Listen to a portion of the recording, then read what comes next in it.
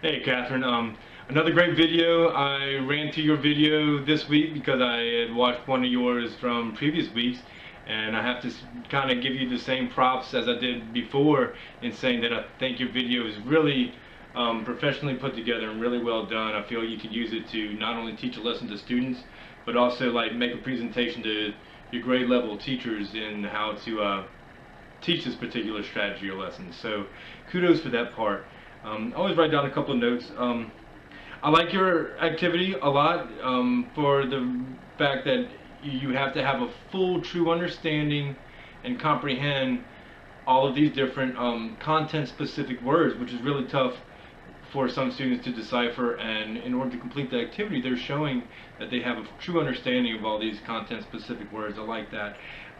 The group work I love because I think, you know, without getting all super sappy, it teaches these life lessons that kids so dearly need.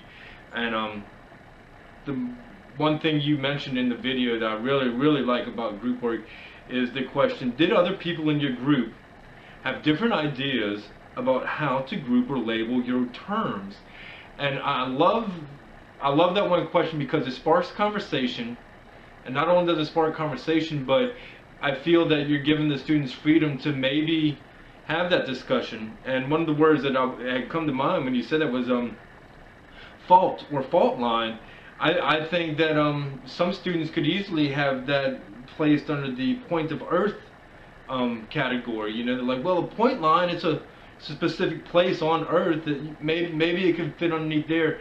And you know, correct me if I'm wrong, but I felt that you gave the students the freedom to say, place that word under a different column as long as they were able to justify their answer. And I think that's the key.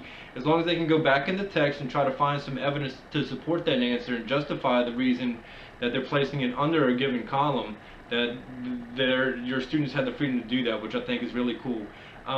Last thing I want to say is that your Be a Meteorologist activity is awesome. And the second you mentioned it, my brain went right back in time, and I couldn't help but think of how great of a lesson this is for the fact that it's memorable, it's unique and it's memorable, and students will remember a lesson like that forever.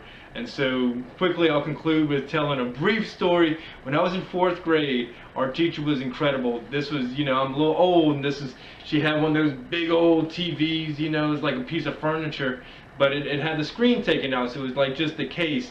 And we got to work in small groups and choose newspaper articles, and then, you know, hello, Mr. Mike here reporting, telling the news, and we'd get to cuddle up behind the TV and give the news to the rest of our class. And not only are you learning some great listening and speaking skills with that, but it's just a good, engaging, motivating, memorable lesson that kids will remember forever. And I think that's what makes a good lesson, a good teacher, and a great climate and environment in your classroom. So another great job, Catherine. Good job. Keep it up.